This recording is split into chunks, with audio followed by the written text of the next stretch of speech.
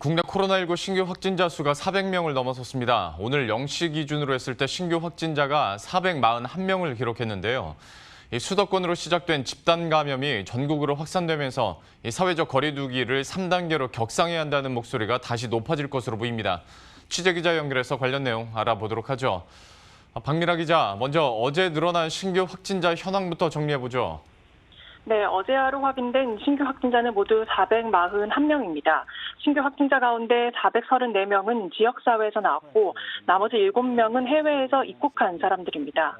지역사회에서 발생한 확진자는 세종시를 제외한 전 지역에서 발생했습니다.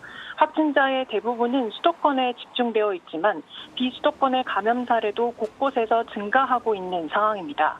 먼저 수도권을 보면 서울에서 154명, 경기에서 100명, 인천에서 59명이 나왔습니다.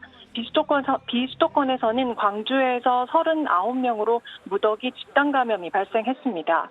이외에도 충남에서 15명, 강원에서 14명, 전남에서 13명, 대구에서 12명 등 곳곳에서 산발적인 감염이 발생했습니다. 수도권의 집단 감염 발원지로 지목되고 있는 사랑제일교회와 광화문 집회 관련 누적 확진자도 1,100명을 넘어섰습니다. 아무래도 수도권 상황이 가장 심각하긴 합니다만은 비수도권 가운데서는 광주에서 대규모 집단 감염이 좀 발생했지 않습니까? 하다 보니까 이제 시 자체적으로 3단계 격상 여부도 검토를 하고 있다고요?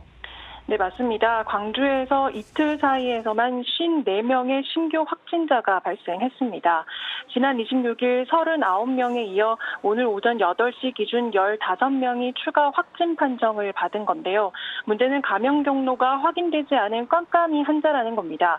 광주시는 오늘 오전 긴급회의를 열고 방역 단계 3단계 격상 여부를 논의할 예정입니다.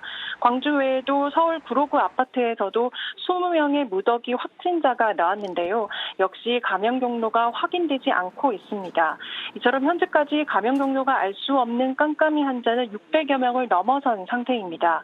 전국적으로 번진 집단 감염뿐만 아니라 깜깜이 환자 비율도 급증하고 있는 만큼 이번 주 정부의 사회적 거리두기 3단계 격상에 대한 고심은 다시 커질 것으로 보입니다. 머니투데이 방송 박미라입니다.